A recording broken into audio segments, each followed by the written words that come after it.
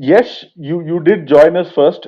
I'd like to give you the opportunity to start, introducing yourself, and we can start from there.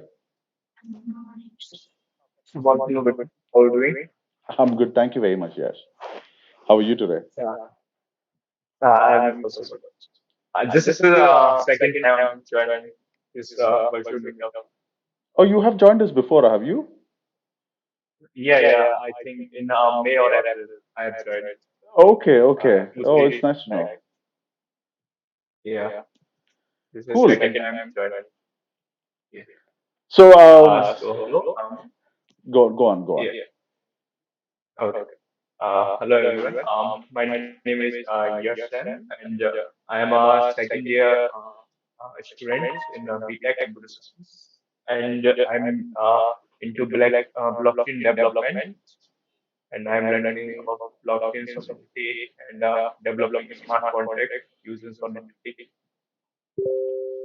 Yeah, So you are developing something already, are you? yeah. I'm learning and developing sidewise some projects on, and also contributing some open source projects. Okay. So, and you're still studying also. Yeah. I'm in second year college. Okay. So this is your 4 year college, I guess. Yeah. For Okay. yes. Okay. Great stuff. So, how did you get into cryptocurrency, Bitcoin? I get into it in 2021 wave where everyone was jumping into buying crypto because of booming prices and the crypto wave. Everyone buying a lot of, and I follow Elon Musk because of him Because of being Elon into Musk, you got to blockchain. know a little bit more, I guess. Yeah, that I got to know about development, uh, blockchain development, solidity. Then I want to know more, so I got into blockchain development, solidity, all that. Okay, okay. So the bull run of 21, you got into it. It's one of those Yeah. times, like most people who say that they've got in recently, mostly because of the bull run, and a lot of people got into in 2017, because in 2017 also it touched a pretty decent price, like 20,000 from where it was $1,200. In 21, it actually touched what, some 65,000 US dollar, from 20,000 to 65,000, so three and a half times, kind of like three times. So that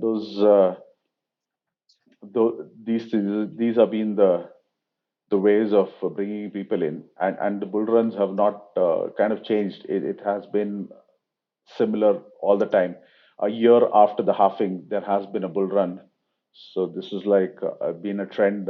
Let's see how many more halving and how many more bull runs it will continue like the same trend. Hmm.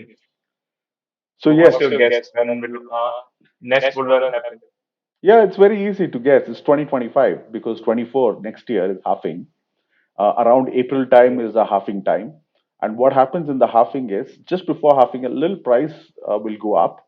Of course, the daddy of all is Bitcoin, and that Bitcoin predicts the price in these kind of bull runs. But mind you, Bitcoin Cash is right there, right? It's doing better than Bitcoin.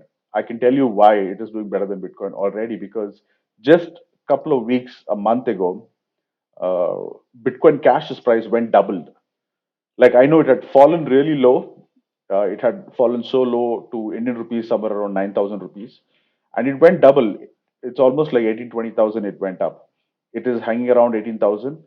But I'm saying a one cryptocurrency, when it jumps to double, more or less all cryptocurrencies follow that. But with Bitcoin Cash, it's fallen so much that it has doubled. But really, no other cryptocurrencies gained so much. They may have gained only 5-10%, but Bitcoin Cash gained 100%. That's because of the clear bottom line adoption. What I mean by bottom line adoption is like the big exchanges, big players are not necessarily adopting into Bitcoin Cash, but the small players with their wallets, not with the accounts. I'm talking about wallets as in your non-custodial wallets that we have, those kind of wallets are becoming more and more for Bitcoin Cash, and more people are holding by themselves.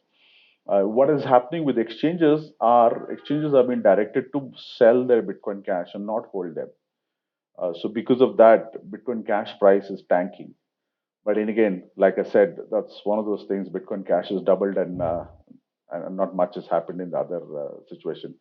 So Bitcoin is also one of those which sets price. It's been setting the price till 2021. Bitcoin, when it does the bull run, every other coin follows.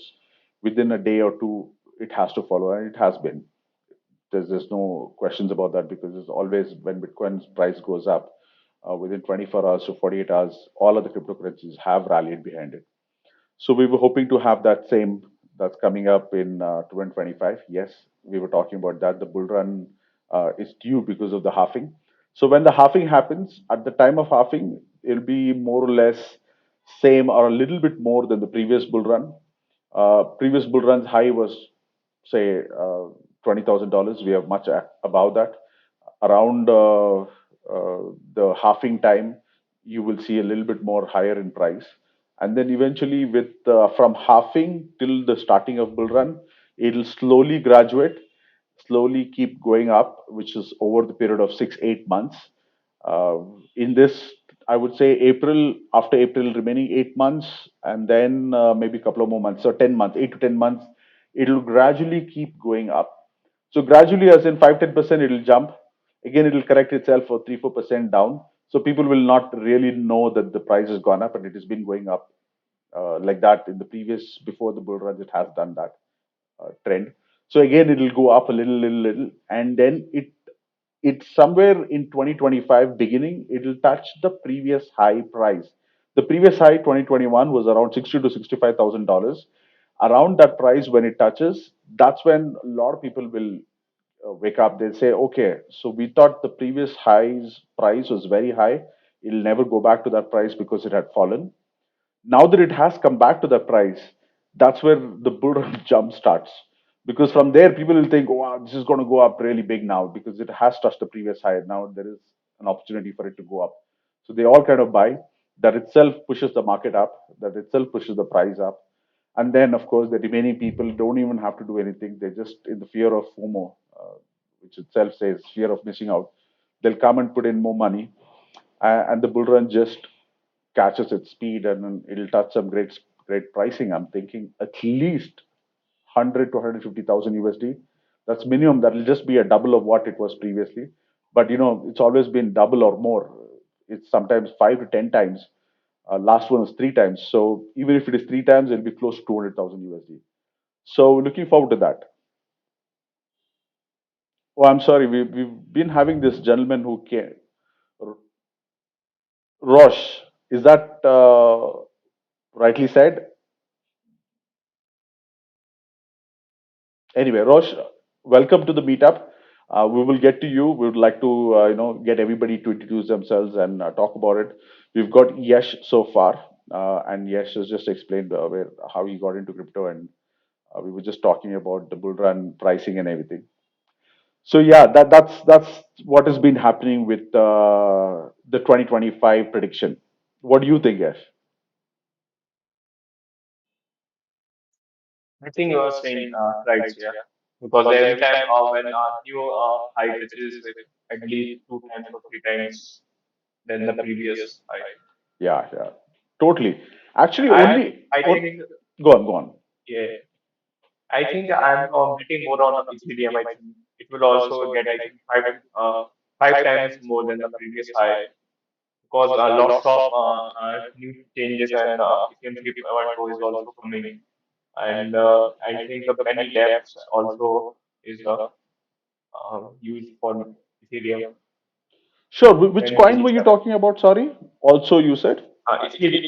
Ethereum, I think. Yeah, yeah. Ethereum Yeah. will also rally itself behind Bitcoin. There is no doubt about it. But Ethereum may not gain as much, only for a reason, because Ethereum has had its time. Bringing in NFT brought good 10x extra for Ethereum. So that itself, Ethereum is on a higher price. I know proof of stake is what came out, but proof of stake is nothing great. proof of work was much better for Ethereum before, because with proof of work you have more decentralization.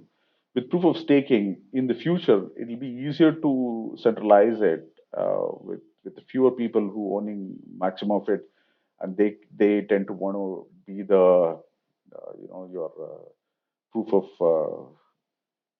to be the proof of the transactions, and they'll be the stakers, right? So they will be in charge of it.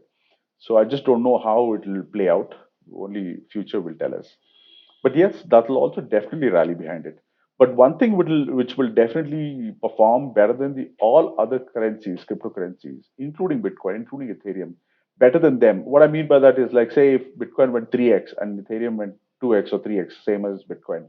There is Bitcoin Cash, which may go 5x, 10x, because it's very easy for Bitcoin Cash to go up that much because of the way it is tanked its price right now so low. From there, it will definitely go up.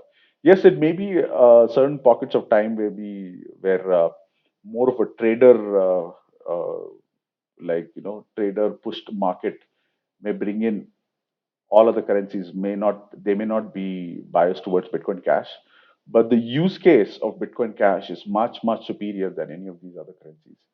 The use cases like, yes, you're from India, I would presume, right? You're living in Yes. India right Yeah. now. Yeah, so UPI is very popular. UPI just became popular since only 2017. 16, if I remember right, I was to push a petrol pump in Bangalore, in Mysore Bangalore highway, to take my Paytm money because I had it in my wallet, because I could only take certain amount. If I'm not wrong, only 10,000 per day or something. You could receive it back into your account, and all of the money that was there in your wallet had to stay there and you be used. So I went to the petrol pump and I was pushing this guy to take it, even though he had Paytm board. He was reluctant, but then he eventually called his owner, I think, and then the owner or the manager on the other side was watching the account, and he said, okay, let him use the transaction. I made the payment. As soon as I made the payment, the guy on the phone call to the petrol pump employee said, "Yeah, we received the money. He can go." So this was my first transaction experience on UPI. But if you see, in just 6 years, it has grown so much. One of the reasons why it has grown is because it's instant and it's free. It can be cheaper also, and it'll still work the same way. Say if it was 10 paise transaction or 25 paise transaction, nothing. Even if I'm paying 10 rupees, also 25 paise is nothing for me. So I think for everybody. So in that way, even if it was a small fee in UPI, it was still caught on. So the why I gave the example of UPI is because clearly anything that is instant and cheap to send and receive is a very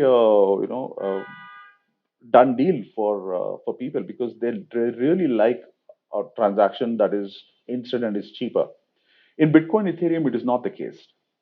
That's why Bitcoin Ethereum may come into the picture for the sake of your traders, for the sake of its superiority in terms of its price. But the use case with millions of people around the world, what's happening is in India we use UPI. Yes, have you ever traveled and lived abroad? Just trying to understand your experience. No. So when you actually, I lived in England. I lived in England for 7 years, working there and trying to make my living. And I know there are no other alternatives to making payments in the UK. In the UK, either you take cash and you give to somebody. That means you have to meet in person. If you cannot meet in person, how do you send money to him? Is only through bank transfer or credit cards. They don't have anything like UPI, and they still don't have, and they don't intend to have it also, because it's not in their interest. It's like Western banks are not really interested in giving these facilities to the people. I don't know why. I've not just seen them. But however, that we have UPI here, it works so wonderfully. Uh, the small payments, when you start doing it instantly and cheaply, a lot of people will do instant settlements. Means then you don't have the burden on your brains that you have to remember how many people have to owe you how much money, and you try to keep a memory logbook, or if you want to write down, of course you can write down too, but then that itself is a headache that actually takes up your little bit of time, and then you cannot concentrate on other things. In instant settlement, you have to pay someone, and you don't want to wait till 3 4 days and then accumulate it and pay at once. Here now you can just keep making the payment and then finish the transaction is done. You're free from that headache. That guy doesn't have to ask you. You don't have to worry about remembering to pay him. it's finished. So those kind of things help in economy to grow, in commerce to expand. So this is happening in India with UPI. Are people abroad bringing in some kind of feature like that? No, because they're not bringing in. Only I know you would have may have heard this information that UPI feature is getting exported to France. Well, of course, France Yeah. will use it, but then if France uses it and Indians use it, we cannot send money from our UPI to French UPI. France within French banks will run the UPI, and the people of France will be able to use their banking system to solve their banking issues with UPI. But they will have a UPI system for them, and we will have a UPI system for ourselves. We cannot interchange. So this example I was trying to give you, because in abroad they don't have, and France also is not completely adopted to UPI yet, because they don't have any features like this where they can make instant payments and easy cheaper payments. They're all working on Bitcoin Cash. Maybe not all of them are on to Bitcoin Cash. Maybe some people are on to other coins also, like Litecoin is there, like Dash is there. You have other centralized coins like Matic and Cardano and things.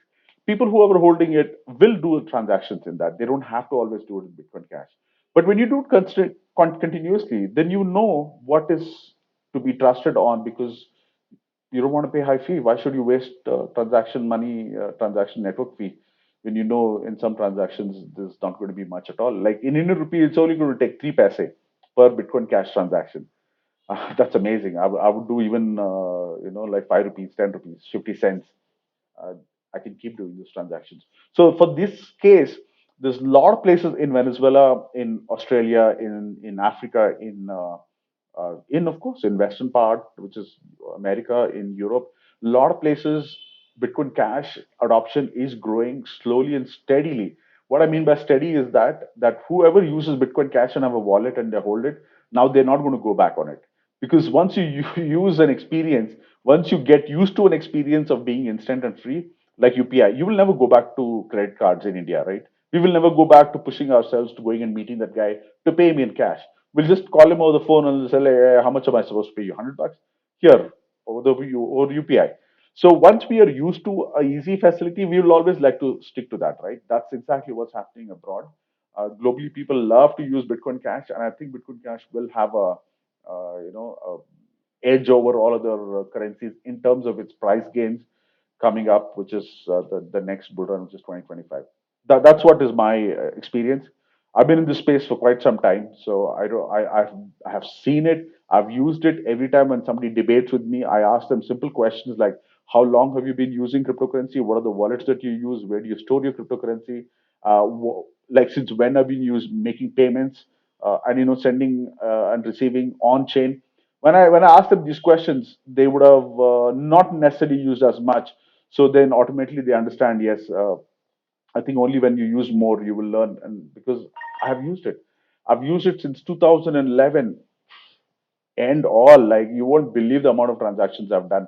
Every meetup like this, when we used to have more than like 4 meetups a month. Now I have one meetup a month. I used to have 4 to 5 meetups, because mostly all weekends we used to do meetups. Some weekends we used to do two, which is Saturday and Sunday. I'm talking about 2013, 14, 15, like that, those 3 years. And when we used to meet people, we used to always give out free Bitcoins to them, because then there was no Bitcoin Cash. We used to give out Bitcoin, zero point zero 0.01 Bitcoin for free for everybody. Man, any people used to come back to our meetup and come with a paper wallet and say, "Oh, you sent me this last time, zero point zero 0.01 Bitcoin. I want to test this again. Can you please send me once more? And I want to receive it and check if I've received in my wallet, and I have a supporting QR code on this paper." So they were doing their own experiments, and then with their experiment, if they wanted some crypto to be used to send and receive, I used to help them. I used to send them that crypto, because it was cheaper then, and it was no transaction fee. We used to start paying transaction fee only in 14, I think. In 2014, up to then, transaction fee was your interest. If you wanted to pay, you can pay. Otherwise, also transactions to go through. From 14 onwards, we used to pay a small amount. It was 0005, if I remember. That is like 50,000 satoshis in Bitcoin we used to pay. Then it dropped to 0001. And then I didn't even bother, because we had to make transactions. We used to do transactions. But in 17, of course, after the Bitcoin Cash came up, Once I experience Bitcoin Cash, then I'm not going to go back to Bitcoin. Now that I know clearly Bitcoin takes more than 10 minutes, in Bitcoin Cash, it takes nothing, it's instant because there is a feature called zero confirmation, zero conf. And zero conf has always been there in the crypto space in Bitcoin. I'm only talking about Bitcoin, Bitcoin Cash in that space. It's just that zero conf has been taken out by RBF in Bitcoin. RBF replaced by fee is not letting zero conf happen. So, but in Bitcoin Cash, zero conf is there. So every time when I make a transaction, it's instant. When it is instant, why do I even wait for 10 minutes, 20 minutes, or 30 minutes to one, two, or three confirmations of Bitcoin? That is really stupid to wait even 30 minutes when you can do it instantly. And when you can do it for cheaper. So these are the features even Litecoin doesn't have. Litecoin has 2.5 minute transaction time. If you want to wait that 2.5 minutes, yes, you can do a transaction. Litecoin fees is also not so low. Dogecoin fees is not so low because the Dogecoin system is set to one Dogecoin for every transaction. And now that the Dogecoin price has gone up, you're paying a very high fee compared to Bitcoin Cash. It's very, very high. But of course, compared to Ethereum and Bitcoin, it may not be as much. So some people are using Doge, Dash, so a lot of other coins. But the developers, you should see what the developers are doing. The Bitcoin Cash developers are economically strong, and I am strong. I know. I've never used to be an economics student, but only since 2010 I've been learning economics. But I know I'm strong. The reason because I've been able to club things and understand what's happening in the world and how the future is going to be taking. And my predictions from the last 10 years is coming true. So I know I'm smart at it. And when you know you're good in economics, whoever's developing the coin, and if they're speaking like I understand, which Bitcoin Cash developers do, I know they're going to bring this coin up much better than any other coin. So that is my edge over for Bitcoin Cash compared to all other coins. But I'd like to listen to your side of it. I know you said about Ethereum. I don't want to dwell into too much about it, how if you have used Ethereum or things like that. But I know most people have used Ethereum in different ways, like for NFTs, for smart contracts, and things like that. Within exchanges, they've traded, but necessarily not necessarily like holding your own private wallets, non-custodial wallets, and sending and receiving from your own wallet. What is your experience? Yes. Don't use Ethereum much because of high fees. I only use when I have to develop some smart contracts and other things. True. I or use Solana because it has very low fees and distance time is very low for Solana. So either I use Solana or if I have to develop some smart contract on Ethereum, so I will use Ethereum. Sure, sure. Well, it makes sense because that's exactly how it has been happening in the last few years for people. Because they've used Ethereum for the sake of smart contracts and things, and also for a lot of airdrops, people use Ethereum because they were getting Yeah. free airdrops. They will spend that extra money on the fees, on the network fee, to receive that and to gain in that profit that they were going to make on the other thing. And spending a little bit more on the network fee because that doesn't really worry them because they're going to get a lot more in value from other coins that they're going to receive. Yes, those things have been happening. But when you boil down to UPI like feature, and Ethereum doesn't even cut it.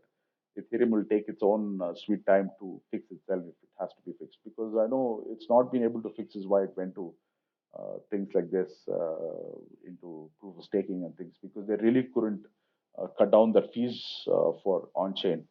And when you're talking about Solana, I wouldn't bet on Solana only for the reason because it's straight off a pre-minted coin. It's a straight off decentralized coin. At least with Ethereum, it is from proof of work is going to proof of stake, and then we think in prediction that the proof of staking may be a little bit more centralized than proof of work. But with Solana and coins like that, they're straight off centralized coins. They are being controlled. They have been manipulated. Their price fluctuates. Their movement of Solana can be stopped and regulated and uh, you know stopped is the main thing. Is like your transaction may get stopped by anybody because the centralized people can have that control. In a decentralized system, we don't want that control. And yes, that's another major reason why we have Bitcoin in this world today.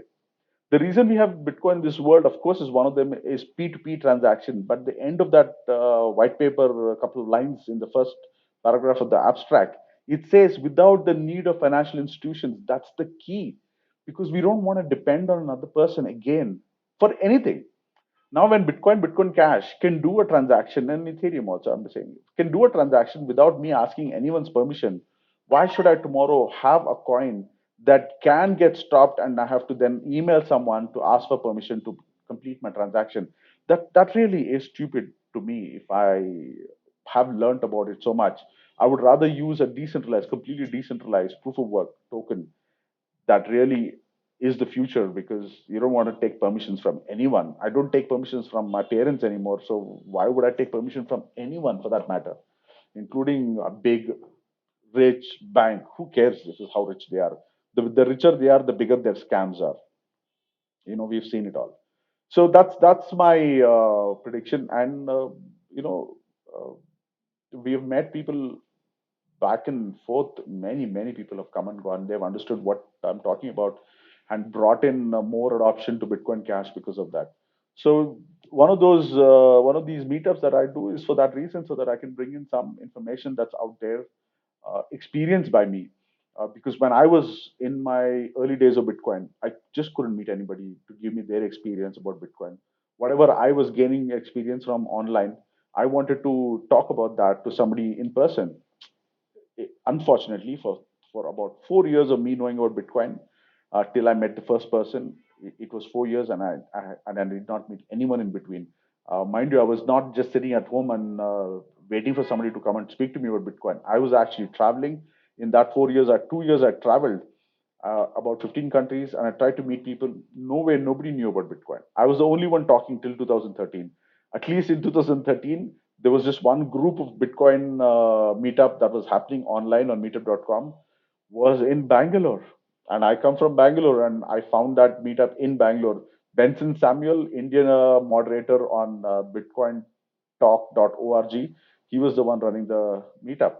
So this is how my experience is brought to this conclusion.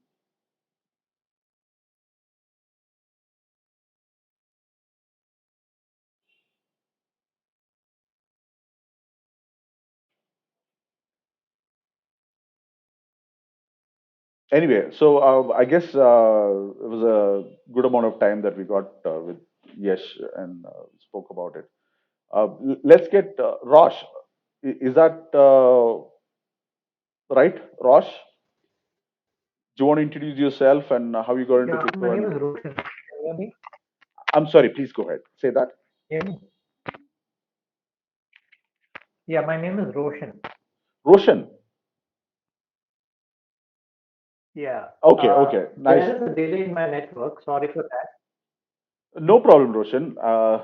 Welcome to the meetup. I'd like you to, say something and introduce yourself, whatever you'd like to speak about.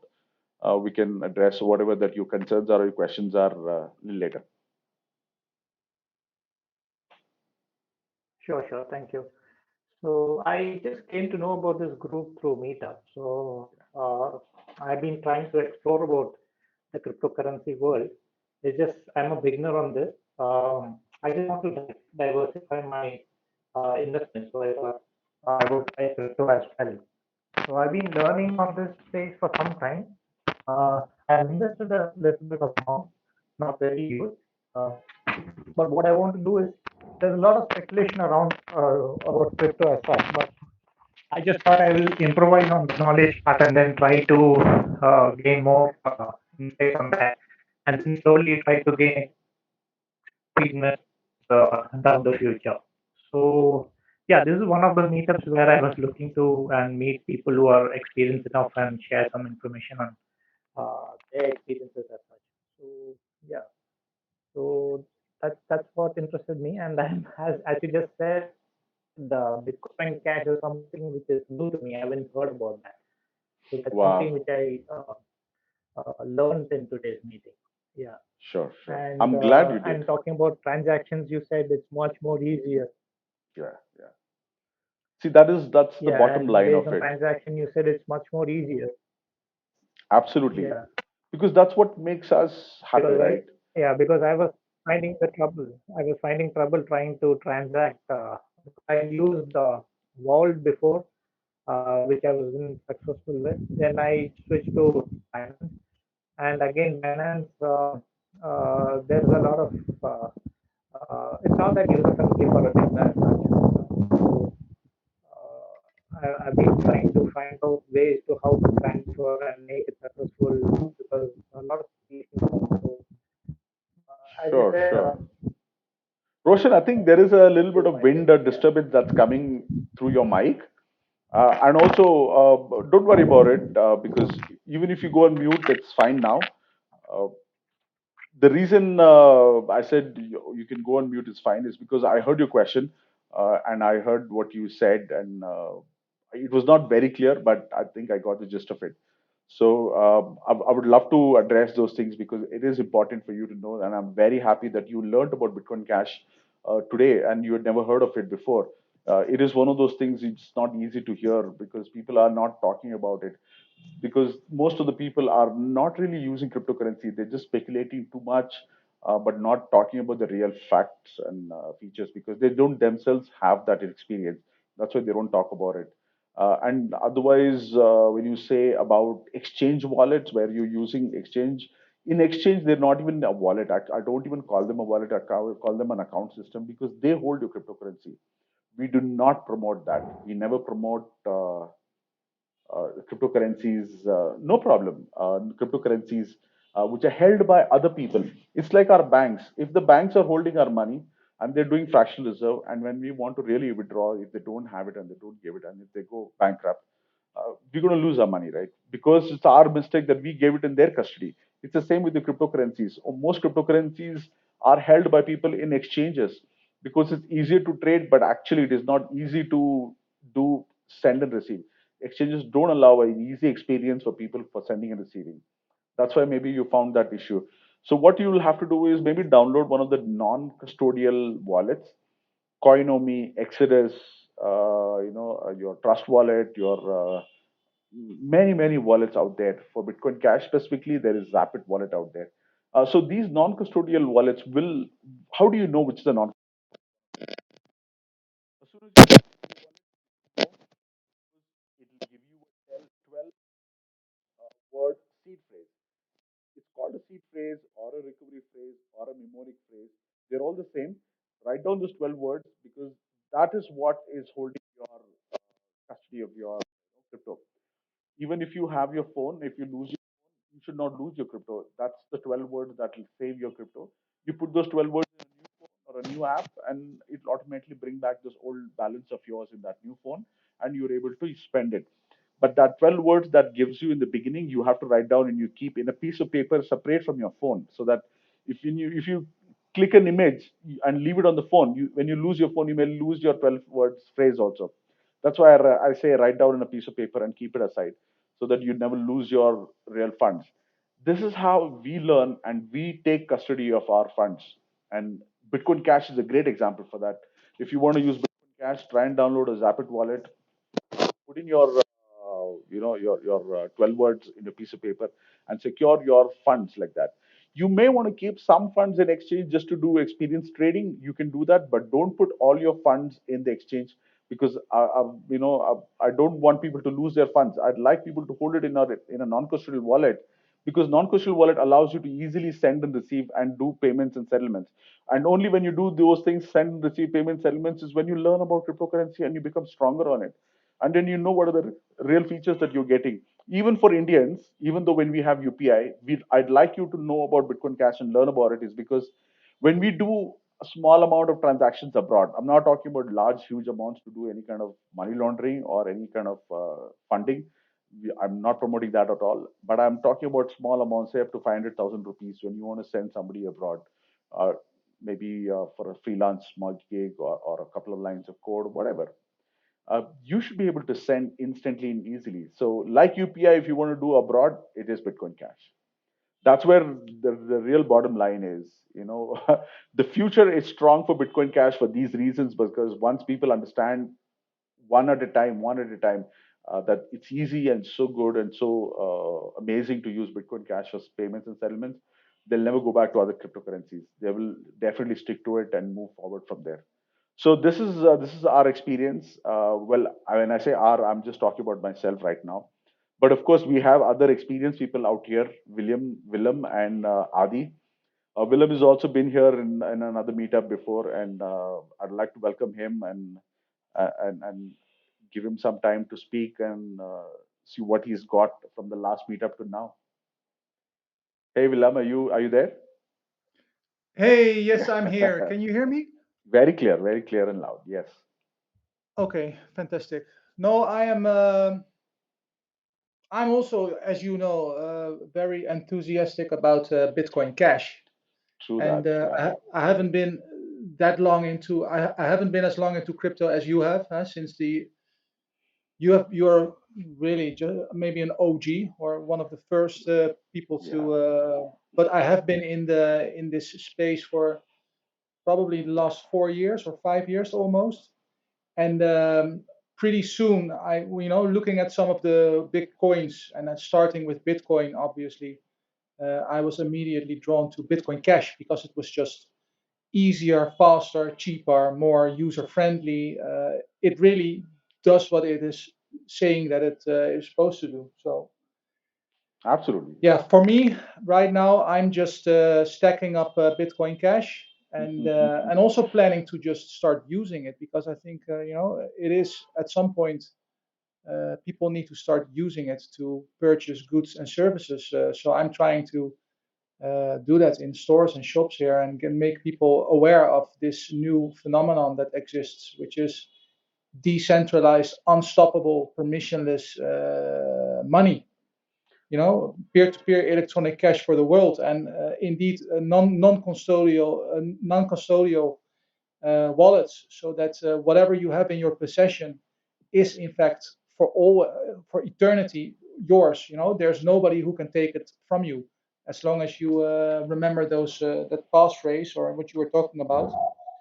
There's so much power there towards sovereignty and freedom for the people, for individuals, and we're really moving away where you've got this select club of entities controlling the entire thing, much more towards that every person on earth is completely sovereign and in possession and in charge of their own possessions. So I think it is this is, yeah, incredible, even more than incredible. And Absolutely. You yeah, well said, Willem. Because those words are those choice of words that you use is perfectly explaining Bitcoin Cash. I think, and that's what you want, right? You want complete freedom, not because of anything that we have seen it and the shenanigans of the banks, and we know what's been happening, and we don't want to, fall prey to the same thing again, even after knowing about it. This was one of the experience of mine. I'm sorry to cut you off, Willem. I remembered this point, and I just wanted to make it, and we can have a debate on this point also later. I left UK when I left UK in 2011. I was at my place in Mysore, and my parents, my dad and my brother, are the like older brother, they were trying to talk to me about what I was going to do, and I had explained to them already about all the things, and they didn't just understand what I would be doing in Bitcoin space. But anyway, that was just like one of the things. But of course, I was trying to tell them why I left UK, and I was telling them that the banks in the UK have too much control, and this just happened recently. I don't know if you've heard that, Willem, and I'd like to just have a chat about that. This guy called Nigel Farage. Nigel Farage is a big politician in the UK, and his bank account was just shut within a month's time.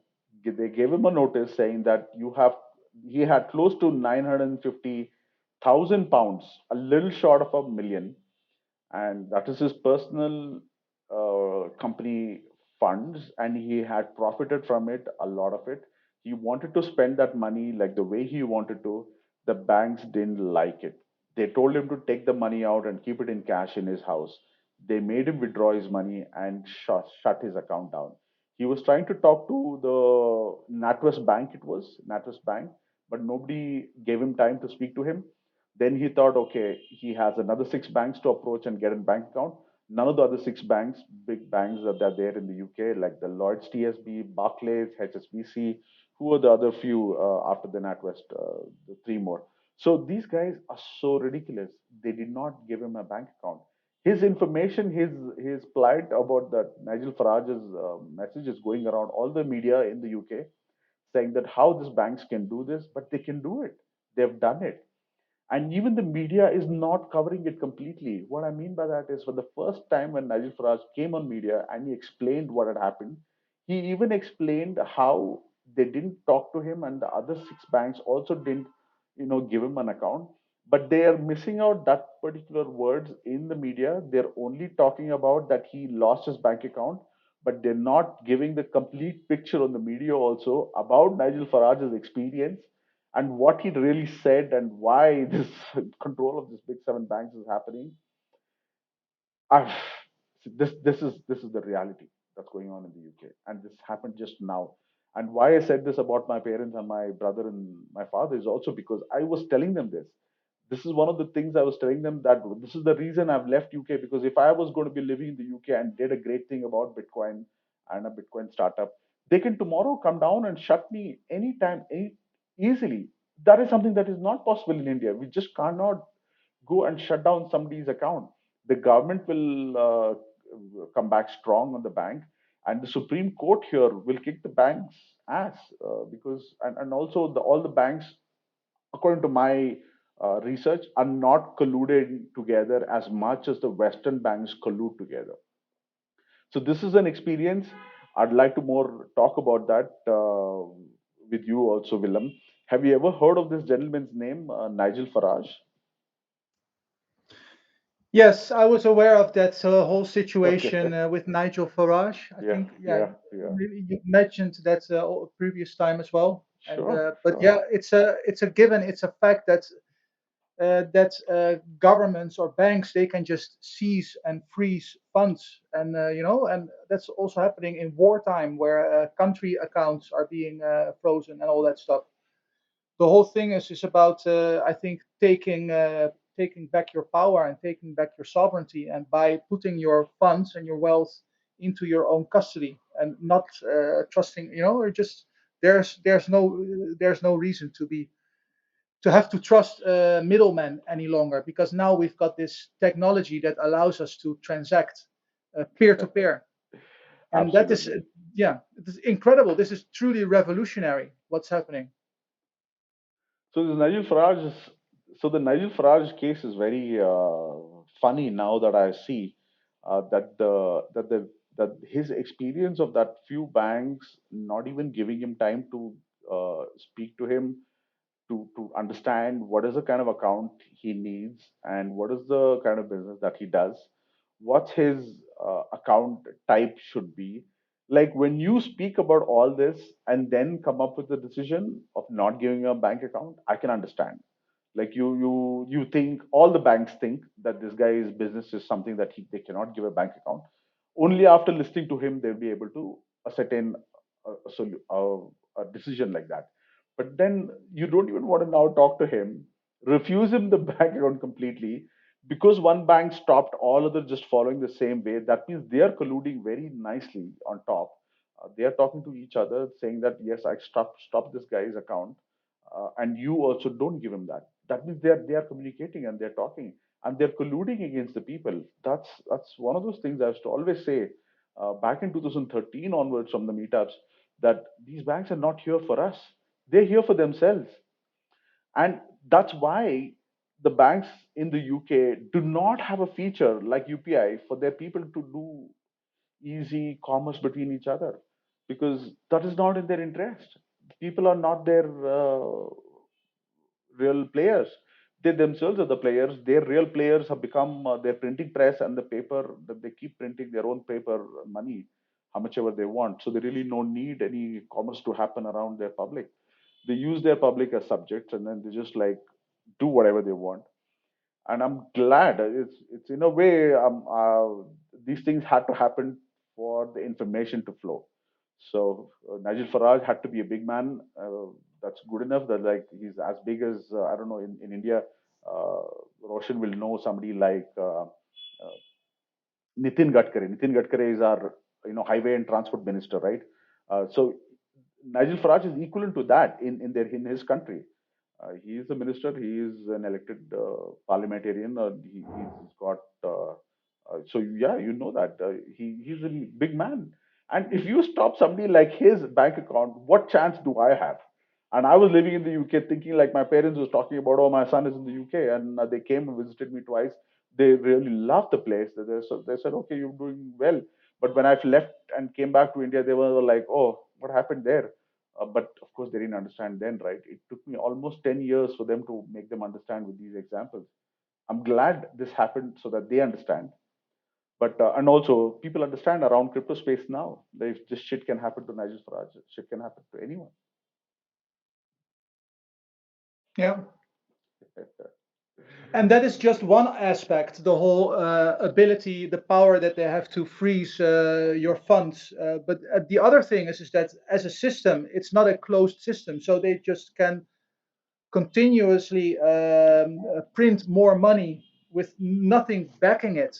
That's the whole other side of the story, where with blockchain and Bitcoin Cash, you have a capped amount which is ever going to exist, which is making it scarce. So if you have one Bitcoin Cash right now, it's going to represent something. It's like a piece of real estate that you have on this world, and there's going to be more and more value put into that Bitcoin Cash, and at some point, you're a millionaire in Bitcoin Cash, if by only having one or two. Because I think the whole idea and the whole plan and the way I see things shape up is that Bitcoin Cash will become the world reserve currency. Oh, Let's I let's love let's that. let's Yes, speak that thing into existence. And I know that the orange people are pushing for that, but I think Bitcoin Cash is going to take the lead position at some point, because technologically it's just far superior to Bitcoin, and also it's much more healthy. If you look at the developers, if you look at the ideas behind it, there is something in Bitcoin. And we don't even have to talk about the performance and the second layer on top of it, the lightning, which doesn't work, which is a dumpster fire. But it's just Bitcoin Cash is really clean, really pristine, and yeah, it's set up to take the crown. absolutely. Like you said, it may take a little bit of time, which it needs. With time, definitely it has the potential to be the global reserve currency. We hear it every time in our Bitcoin Cash community. People talk about these things very often, and I think it deserves it. It has to be there. That's inevitable. With being scarce, like you said, scarcity is one of the biggest feature that makes something grow in its power, in its value. That's going to be Bitcoin Cash. You know what is happening in terms of Bitcoin also now. Now that they're trying to, I heard about this. I don't know how much it's in depth uh, to to inflate Bitcoin. They're trying to change the number of the high numbers of Bitcoin, which is from 21 million to more, so that when they have more Bitcoins, it'll be easier to give it to everybody. But of course, that will definitely drop the value of Bitcoin because it's not scarce anymore. Depending on what kind of technology will be adopted, it'll keep getting liquidated, and there'll be more and more Bitcoin.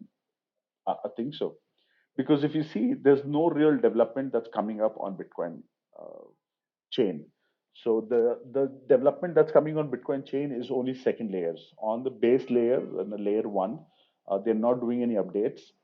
So when are they going to do updates? I'm thinking they will do that update only when they control the miners also, because now that's the run that they're doing. They're trying to control as many miners as possible. The maximum, the better.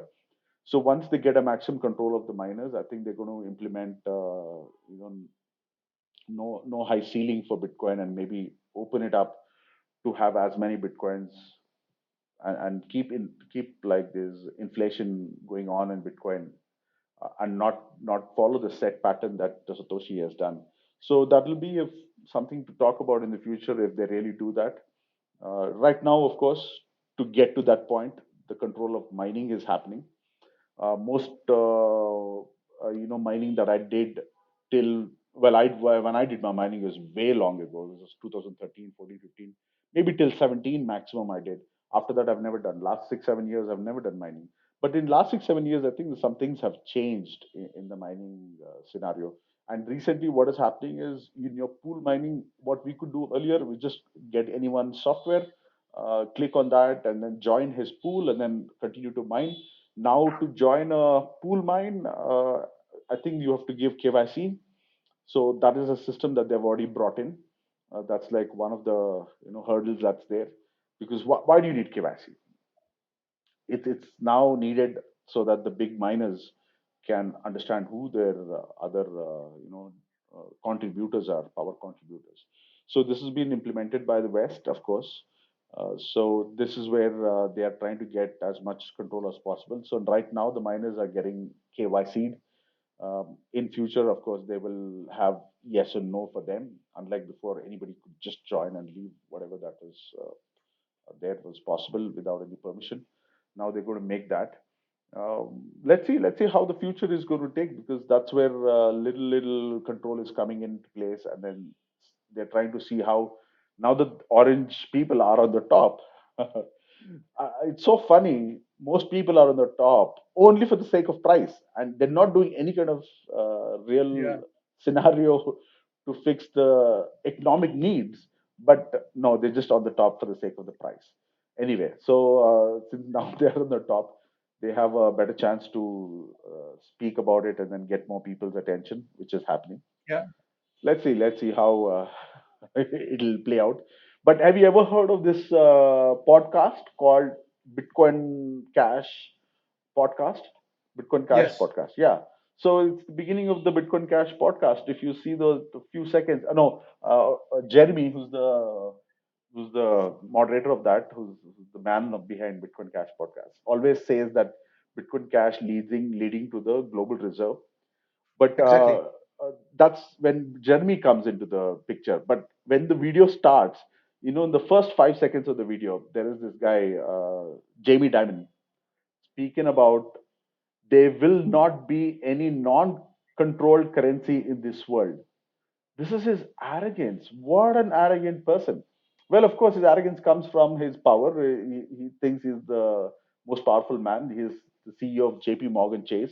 JP Morgan is the one who colluded to build the Federal Reserve. They colluded to build, the standardizing system for medical industry and everything, which is in the leading on the top. JP Morgan Chase, for some reason, the other is in control. So because he's in control of that, he had that arrogance to say that. Well, of course, now he doesn't have a face to say that again, because his bigger investors caught him out. And when the Bitcoin price went up, even after he said that, then they went back to him and they said, "What happened? You didn't could not predict this, because you said non-control currencies will never happen, but Bitcoin is happening." So he had to eat his words. But we caught him at the time, and I know why they have that kind of arrogance, and this is the kind of arrogant education they give you in LSE too. London School of Economics. One of my friends, my cousin's friend, is in London, and she was my friend at the time when I was in London. The mind of a LSE student cannot go beyond the controlled people's explanation. So Yeah. that is something that I understood after talking to her, because when I'm explaining her the Bitcoin to someone who's from LSE should understand even better, even quicker. But no, the reason she has her uh, walls to get that information in her is because they have filled that information in LSE that we are in control. Nothing free and nothing easy and nothing non-controlled can ever come. And this is what they have, and they're trying to do that on Bitcoin to take control of Bitcoin eventually, because then they will have the Bitcoin control with their its inflation, with its mining being controlled. Of course, to do that, you need money, and they have all the money, right? The banks have all the money, all money, Yeah. as in for everybody's money also is with them. So they have Yeah. all the money to go and pump it to control all this. So they're doing it. With Bitcoin cashes, we got to play it low as in play it with small amounts with our own wallets. And the more we do it with our own wallets, the more stronger we'll get. I think that's where I like Bitcoin Cash's base becoming stronger. Super. Yeah. So that's that can be the I have a conversation of question. today's meetup, is because we know. there is some things happening in the space of Bitcoin that they're trying to bring in some controls. Have you come across any of that, Adi, yourself?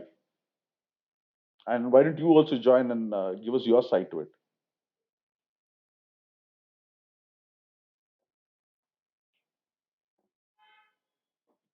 Yeah, Adi, I don't know if you're trying to mic, but we cannot hear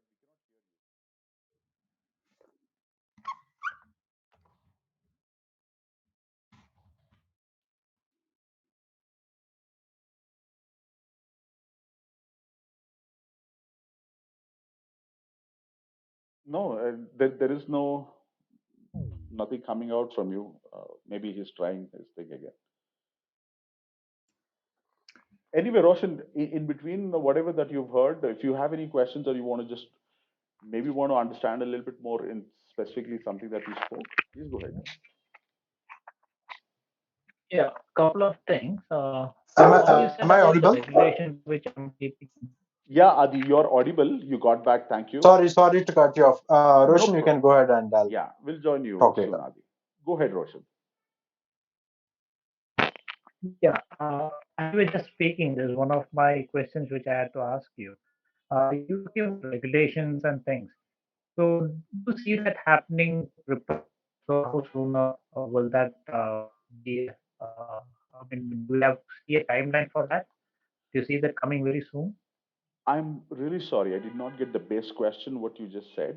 There was a little disturbance. I think there's an audio issue. Can you hear me well now? Yes, yes, much better.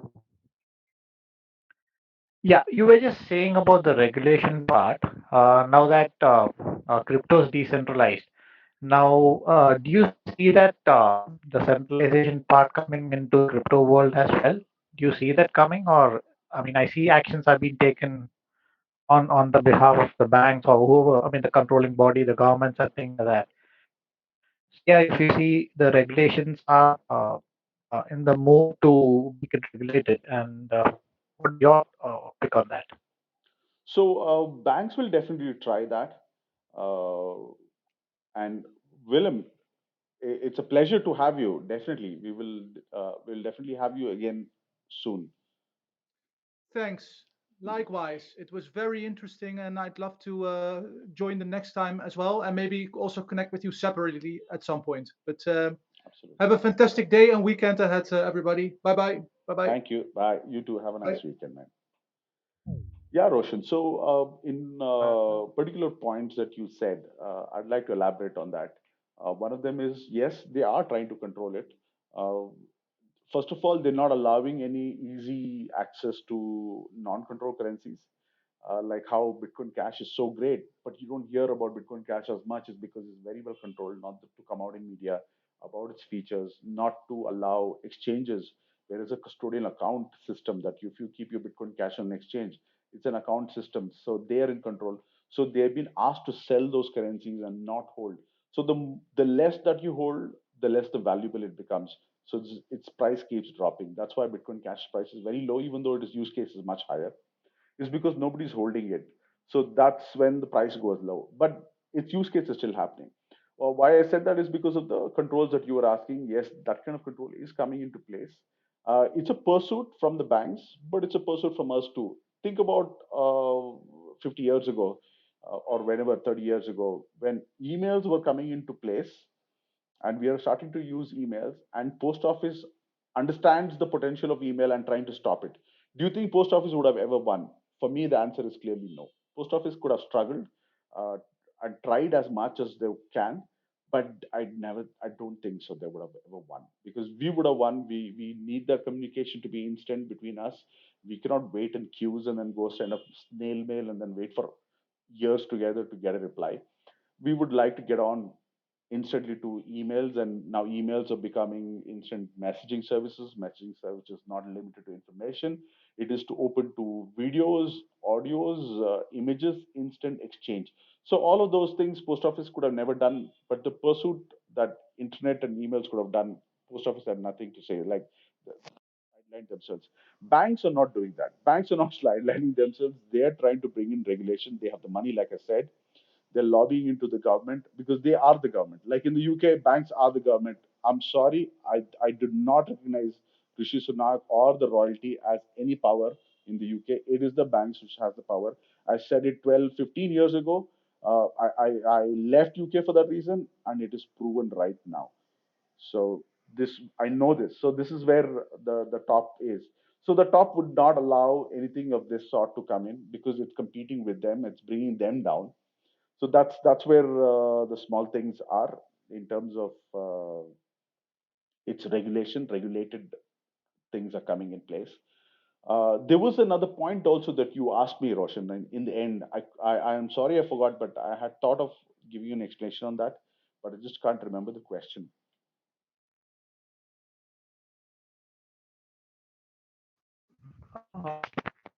I think more on the regulation side, and I think I asked, is it a good thing to be regulated, or is it the decentralization as it holds good?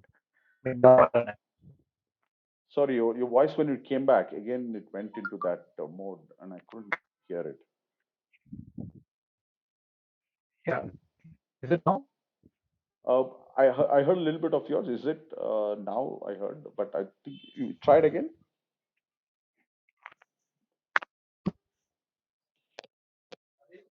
I think Vikram, the his question was about the regulations, and he was asking you, do you see any regulations, good regulations coming up in the field of crypto in India? I guess, if I'm Absolutely. not wrong. Yeah. The regulation part was another thing that I wanted to Yeah, adding to that, do you think go on. going to be Roshan, I think there's a lot of disturbance and we cannot hear you. Why don't you just send your question in the chat and we'll pick it up and answer it.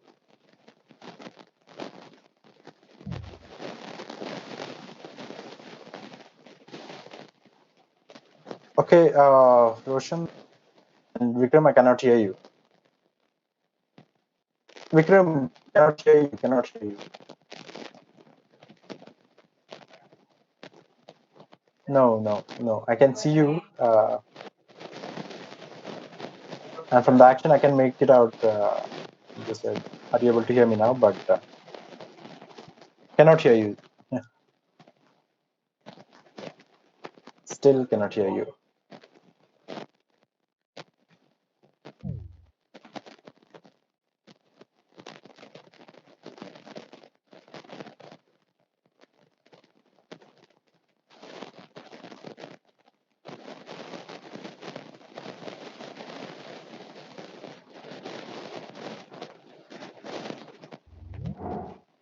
Okay, he's here. Great. Still cannot hear you, Vikram.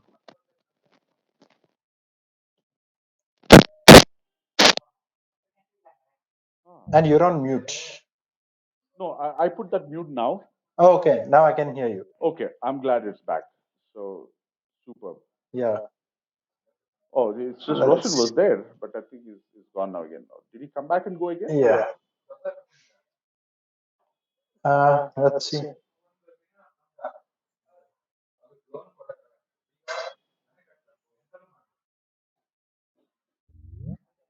Hey, hey, Okay, Roshan is here. yeah, that's great. Hey, Roshan, can you hear me? Yeah. Clear, great, Is it great, better great now? stuff. Yes, I can hear you also better, definitely. So let's talk about the regulation Okay. point of view, and I'd like you to take more questions. If you remember any more questions in between, you can just type it, or you can of course say it also. But let me address the Sure, sure. regulation part of it. It's actually a very important point. What happened with regulation in India is much better than the regulation that's happened outside. So now you must be thinking, what kind of regulation happened in India? And actually, I would say yes, the regulation has already happened. So one of the regulation is collecting TDS from the exchanges. Second is your income tax on your trading profits of cryptocurrencies. Those two are actually a very good regulation. What I means is uh, you do your transactions, you do your trade as much as you trade as you want, and exchange collects 1% of TDS and then it remits back to the government. Means that you're already paying tax as and when that you're trading, you are paying that 1% as TDS, tax deducted by source is the exchange, and they're remitting on behalf of the person who's doing the trade. it's actually very good regulation, because at least with that you have the safety that tomorrow uh, nobody is going to question you from where you got your crypto and why you're holding crypto and why do you trade with crypto, because the same kind of issue is there with the rest of the world in the Western countries.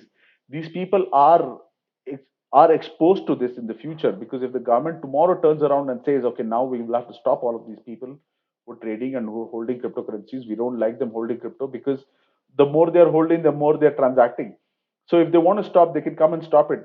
In India, they can never stop us, because in India we have paid tax towards it, that we made it legal and we want to use it, is why we have it. And the same thing goes with your income tax also. Over the period of time, if you've made capital gains on your assets, or a great trading profit, so you pay your 30% profit tax, because that 30% you already anyway pay. If you're a high earner, anything with more than 15-20 lakhs a year, you're already paying that amount of money. So your tax for trading profit also makes sense. But what makes sense best is the kind of regulation that we have. It's much better regulation than these stupid countries are trying to bring in. Anyway, in this G20 meet, Nirmala Sitaraman did mention that she is pro regulation, means a little bit more regulation that they want to bring in, specifically to what other countries want to bring in. So that was agreed in G20, that no one country will jump to bring in regulation. They will work with all of the countries together and they will do a regulation together for everybody in the world. The reason that is so that if one country does a regulation, other country doesn't have, a person living there or here may have an opportunity to an arbitrage. Means you buy it there and sell it here, something like that you do, because it's regulated there and not regulated here. You kind of make an arbitrage profit from that. That shouldn't happen in the future, is why they want to all have a meeting together and put in all the points and regulate it together, which is a great positive feature towards bringing in a good regulation of crypto. Because then when more countries come in, they bring in their side of interest, and every country has its own unique commerce cases. According to their commerce case and their commerce experience, they will try and bring in the regulation, and all the regulations put together, then we can have a mix and match and then maybe make a perfect one. For that, Nirmala Sitaraman also said that yes, we would like to welcome IMF and this and that, IMF and World Bank and all other countries' regulations put together, and we will evolve that, and then we will and we will come up with our own. That's a great point. And some media took it in a different way. Some media said that Nirmala Sitaraman is going to follow IMF's regulation. No, she didn't say that, because I went back to the video and I checked the video again.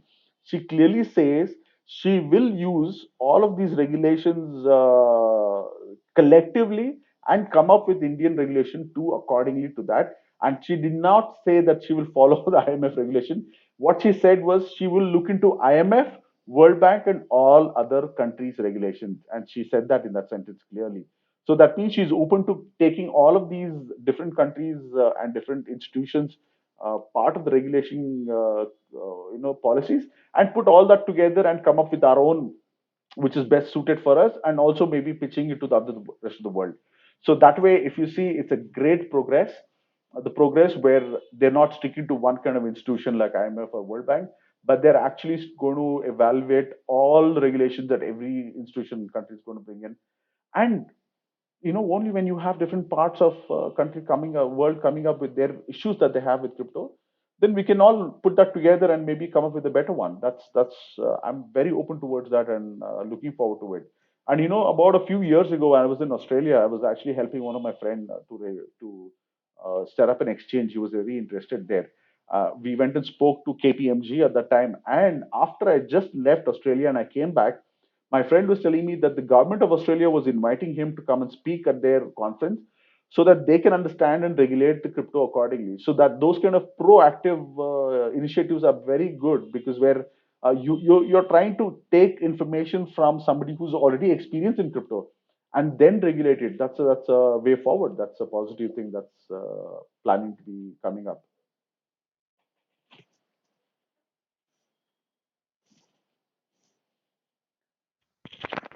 Great, great. That was more insightful. Thanks. And Actually, do you see this as a Bitcoin or any cryptocurrency would be we will be able to transact like any cash down the future? You see that happening? Yes, I think that's a good point too. What you're saying is better than cash. In cash, there is a limitation. In cash, it's a physical form. It's in a physical form, you have to meet in person to exchange that cash. But what are the features cash has very better than UPI also is cash is completely anonymous.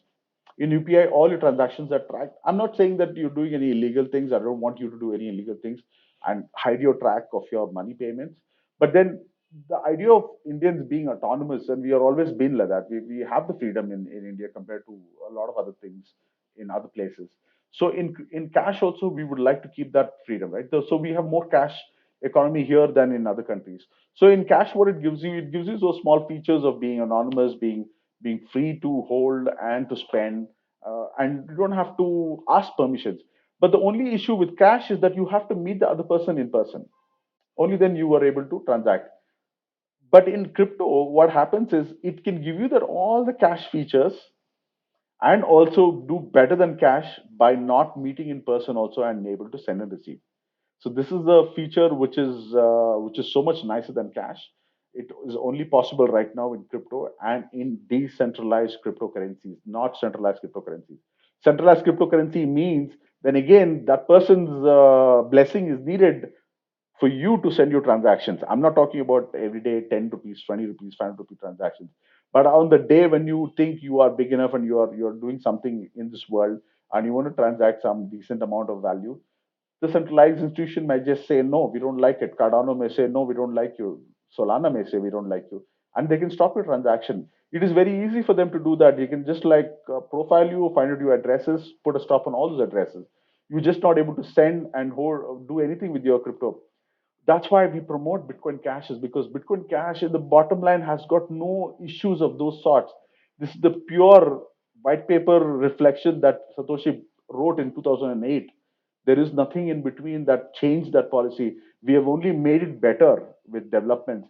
What has become sad story is actually of Bitcoin. In Bitcoin, they changed Bitcoin's protocols of zero conf to RBF in 2016. From there onwards, whatever the development that they've done is a downhill development. Those downhill development means it is becoming more difficult to use as like cash, uh, and making cash, real cash, look better than cryptocurrency. That shouldn't be the future, right? The future means that the newer technology should bring in better solutions for us, and that's what Bitcoin Cash does. Bitcoin Cash, luckily, from 2017 onwards, that we have our own development protocols and teams. They are developing that to be the easier form of money, the easier form of payments, the better form of payments to be really instant, really to implement that zero conf system, and no other in between things can come in and then spoil the taste of Bitcoin Cash. This like how Bitcoin Cash is trying to be more superior. So of course there are many cryptocurrencies out there, and most of the cryptocurrencies does what it says it does. But when you start using it more often, now like now when we again compare it to UPI, when we go into UPI's bottom line feature of how we like to send and receive more uh, small amounts and instantly and freely. Those are the things which is really useful, right?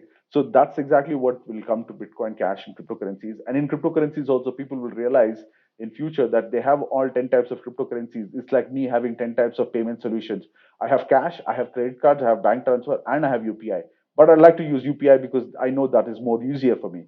Similarly, they have 10 types of different cryptocurrencies, but they know at the bottom, unless the other party says, no, please send me in Cardano only, I'm ready to pay the fee. Please send me in Ethereum only, I'm happy to pay that extra fee. Till that happens, the person who's sending would like to send in something which is useful for him, easy for him, and peaceful. And what I mean by that is peaceful is like when you send, it has to be sent and finished. You don't want to send and then say, oh, I've not received it. That guy says I've not received it. He's like, oh, I've sent it from my end. We'll wait, we'll sit and wait for 10 minutes or 30 minutes. It's still a waste of time. We cannot wait 2 seconds on an online thing. When we say play, it has to play. Even if it is 2 seconds, sometimes we go to the next page. So that shouldn't happen with cryptocurrencies, is why Bitcoin Cash is developing like that.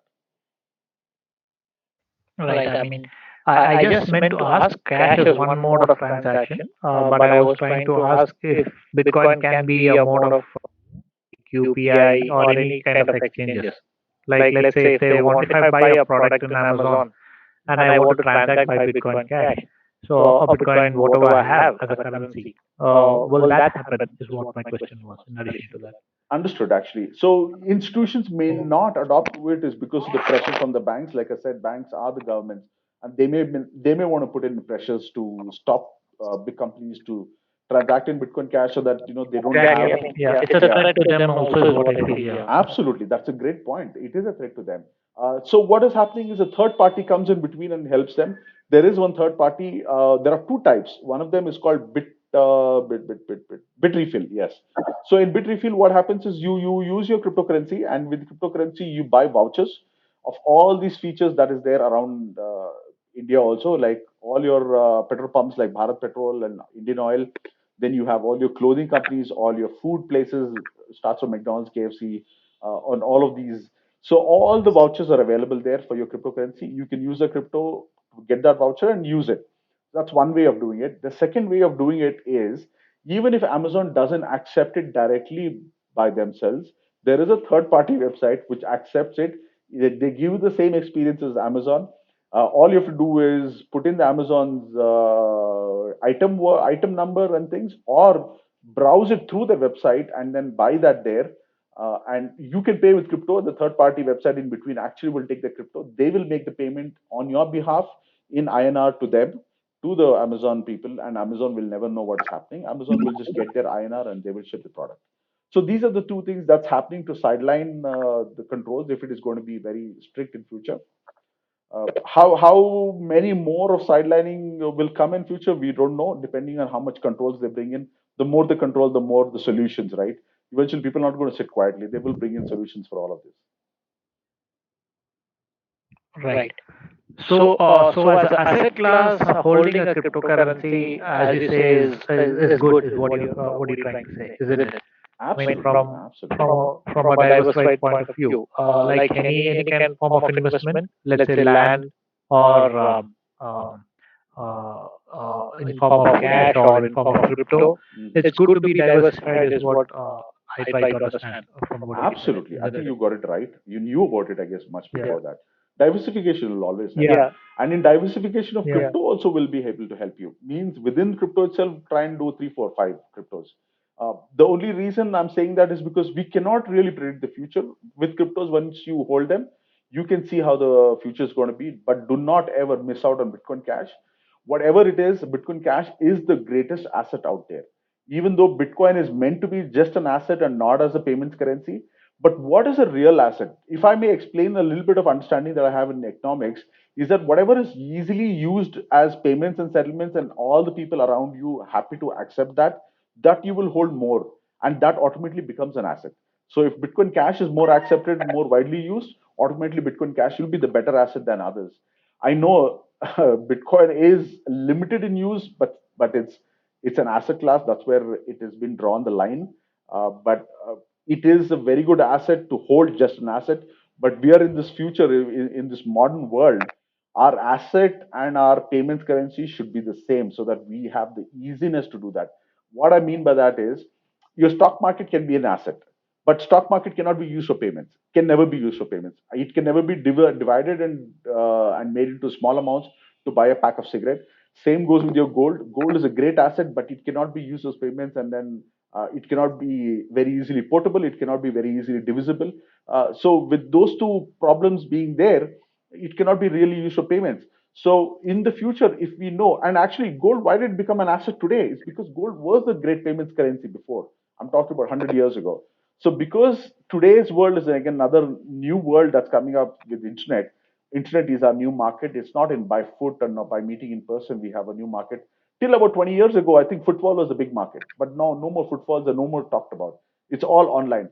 In online world, what gives better performance is something in a crypto space, which is something like Bitcoin Cash, and that, if it works very well, like it's been doing now, will become a great asset also. So that's the bottom line about how it's going to happen. So diversification will definitely help, And as I said, few cryptos also in that, and then maybe a little bit more in cryptos you can use is Bitcoin Cash, because Bitcoin Cash has the potential to what price it is today, to what it can go. It can have another new set of bull runs for itself, just for Bitcoin Cash, and it is proven that just like a few months ago, Bitcoin Cash went double the price compared to other coins, where it went up only 5 to 10%. So it's a very big deal if you understand completely about economics. How can one? It's like gold, silver, platinum, and all those metals together.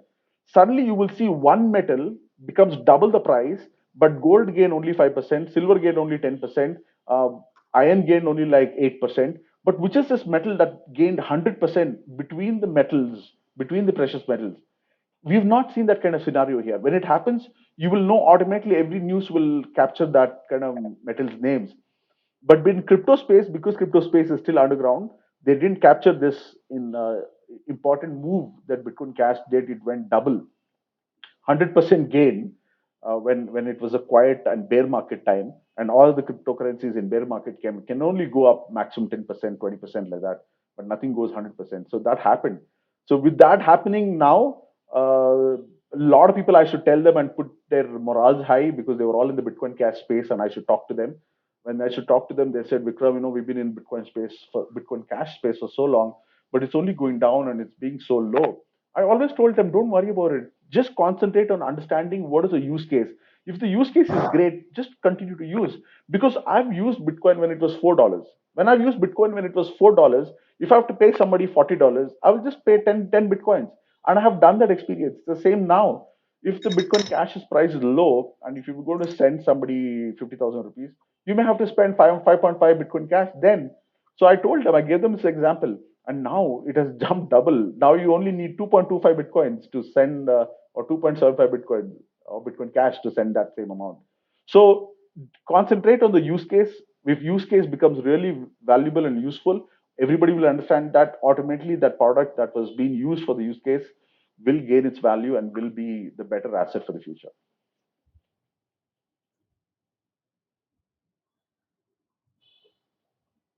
So anyway, that was really nice talking to Roshan. I just wanted to bring in the new gentleman who's here. I'm sorry, I don't have your name. It says follow fellow Gister, Jitster, Jitster.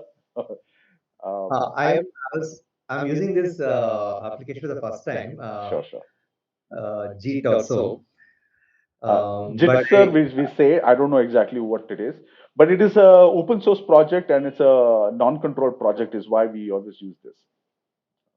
cool, cool. No, that's what it should be actually. So, Sure. in fact, I don't know, I missed it. Sorry, maybe if there's any recording, please do share. I think There I will had be. your There previous is. recording shared actually. I hope you're also recording this event, right? Yes, it is. It's been Uh, recorded. and I was just curious to know a little bit more about this group and how you're bringing things together or what's happening. Where are you based out of? Okay, okay. And I'm happy to see one person in person as well. No, it is. It's very rightly said. You said it right. In person is what I was looking for when I didn't find is why I'm doing this meetup. Since 2013, I've been doing this meetup. It's been 10 years now. Okay. It's plus 10 years because I started doing it in the end of 2012. It's January 2013 was the first ever openly we did this. This was found by me on meetup.com. I don't know if the same place where you found this meetup too. Yes, Yeah, meetup, on yes. meetup.com, because on meetup.com also there was no group for Bitcoin meetups or blockchain meetups before. This was one of the first ones. And from the kind of places that I was traveling in about 15 countries, there was nobody I knew, nobody I could talk to. I was always eager to meet someone and talk to him about Bitcoin, even though he didn't know much, but at least he should know Bitcoin. In my first 4 years of my experience, nobody knew about Bitcoin. I was the only one talking. So this meetup has come up because of that, because I missed it and I wanted to have this so that people like you, and you actually just said the same word. I'm glad to hear that. This group is there on meetup.com. If every month we do this meetup. Now we do once a meetup, once a month only. Online meetup happens every fourth Friday, and in person physical meetup happens every third Saturday. And I'm based out of Bangalore, and the meetup has been happening in Bangalore. I did some meetups in Jaipur, in Bombay, in and other states too. I don't do that anymore. I'm just sticking to Bangalore only. If you're in Bangalore or if you're traveling to Bangalore, yes, we can definitely meet. Any month, third Saturday, we will be able to meet. Third Saturday, is it? Yeah. And I am originally from Andhra, but I am based out of Mumbai. But these days, I'm trying to catch up more with Hyderabad. So Sure. I still didn't come to Bangalore. But very quickly, I just wanted to know. Though I heard about Bitcoin long back, I was also traveling in other countries. Then somehow I did not get involved into that, and there was one miss. I missed the bus at that time. But again, the second time I missed the bus was during COVID time, before COVID, 21 high. Yeah, bull run. You High. missed that. So But don't now worry, I you've not missed anything. There is still potential for Bitcoin and Bitcoin Cash, even if you're getting in today. It's the same feeling. You think that it is you missed. People said that they missed even in 2011. Can you believe that? In 2011, people said they missed out on Bitcoin because Bitcoin was 50 cents just a few months ago. Uh, but then who cares now? Now, if we when we know 50 cents, $10 looks the same to us from here. But the person when who was buying in $10, he said no, $10 is too much. It was just for a couple of months ago. It was available for 50 cents. I should have got it. I missed it. But that's the feeling even they had then, and I'd like to tell that to you also. Don't worry about that miss. You've not missed anything. but also just to know a little bit more, if you have a few more minutes, are you mainly into investing only, or have you started using them for any utility? So it is Um, not just for investments. Investment came up little much later. Before it was understanding was utility only. Payments and settlements is a very big thing. I was living in England and I knew how difficult it is to send and receive payments.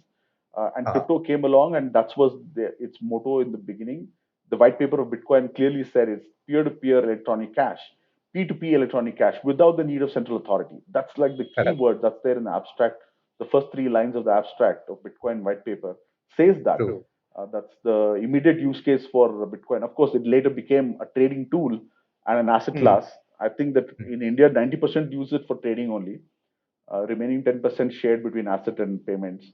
But yeah, majority is used for trading in India. Because in Trading, right? payments, it's not going to be popular because we have a popular system like UPI. In the globe, only India has UPI. So other countries, since they don't have something like UPI, I know WeChat is there in China, but I'm talking about other Western countries. They don't have anything easily used The for UPI. payments. So for them, crypto is very useful. So on the same line, when it comes to crypto, right, we have a lot of things coming on Ethereum as well, right? Lot of currency.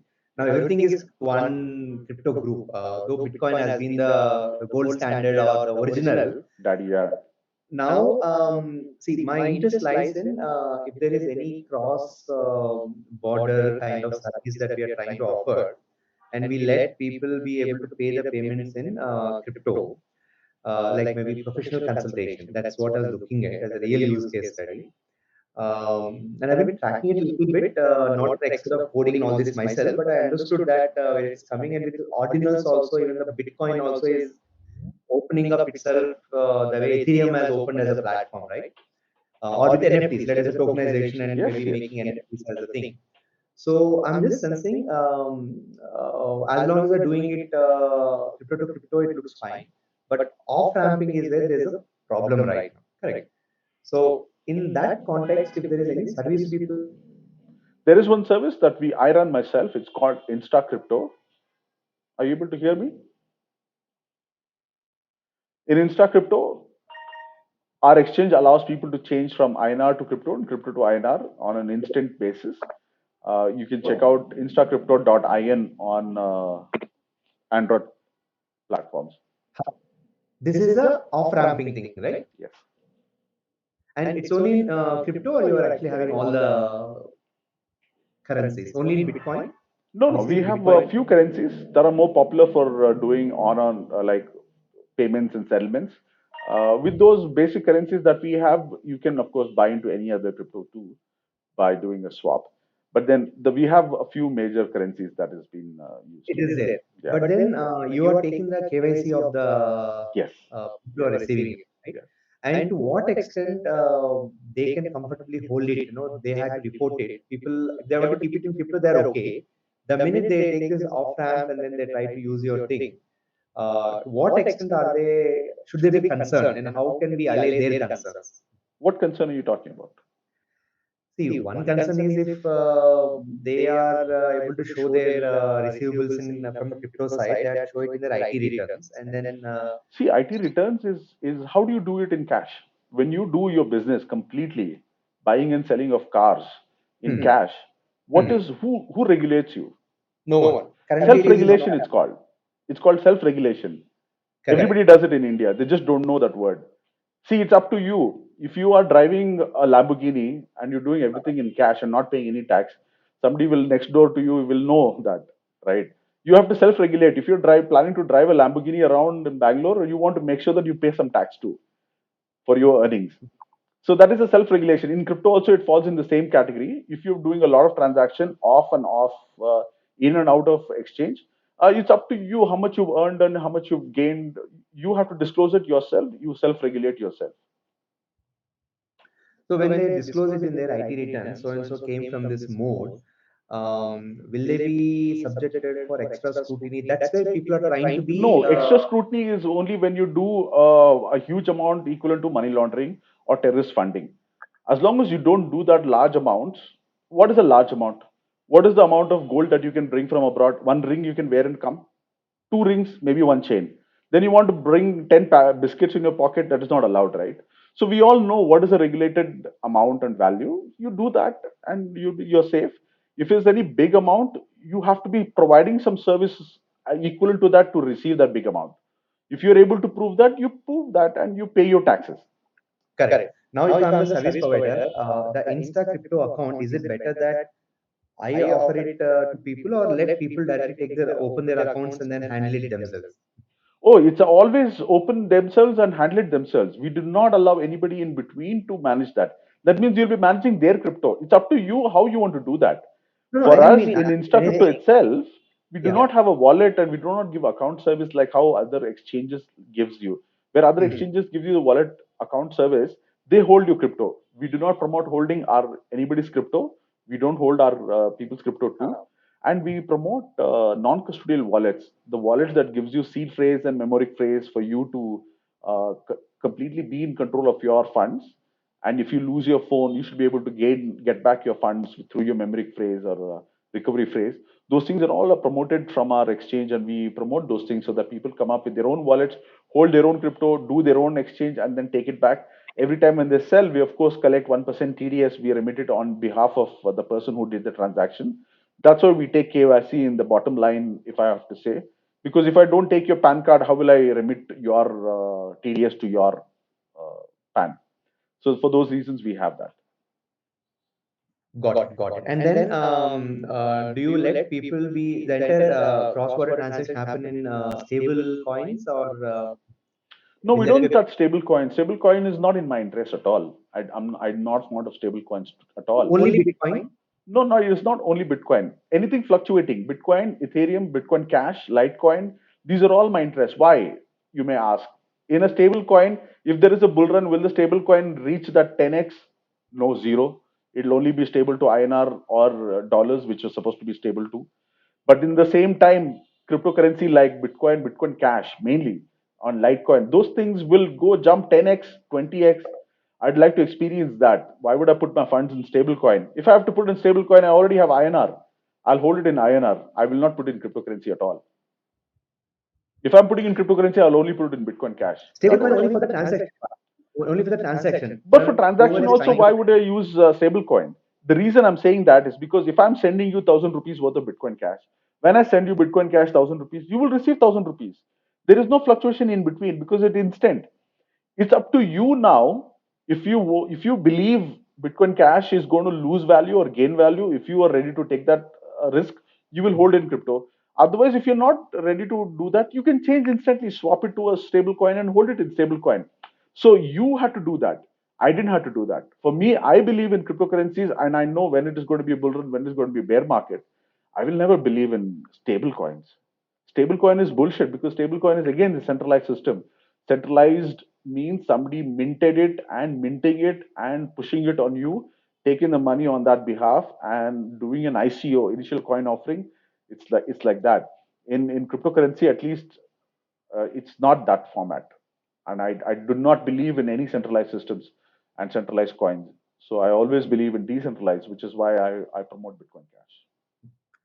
Got it. Got it. Okay, sounds good. I think nice that I got connected. So let me be in touch with you. I'll also follow up with your recordings. Sure, sure, sure. Being on the Meetup group, I'll try to be following you and hopefully we Absolutely, can. absolutely. It'll be nice to see you again in the next meetup. I didn't get your name. I'm sorry. Deepesh. Deepesh. Hello, Yeah. Deepesh. This is Vikram. Anyway, we'll call it a day today because it was 6 p.m. that we was going to finish this. I have another meeting with my lawyer today, so we'll do this again. Nice meeting you, Okay. Deepesh. Have a Nice nice meeting you. evening and a good weekend. Yeah. Okay. Bye for Okay, now. man.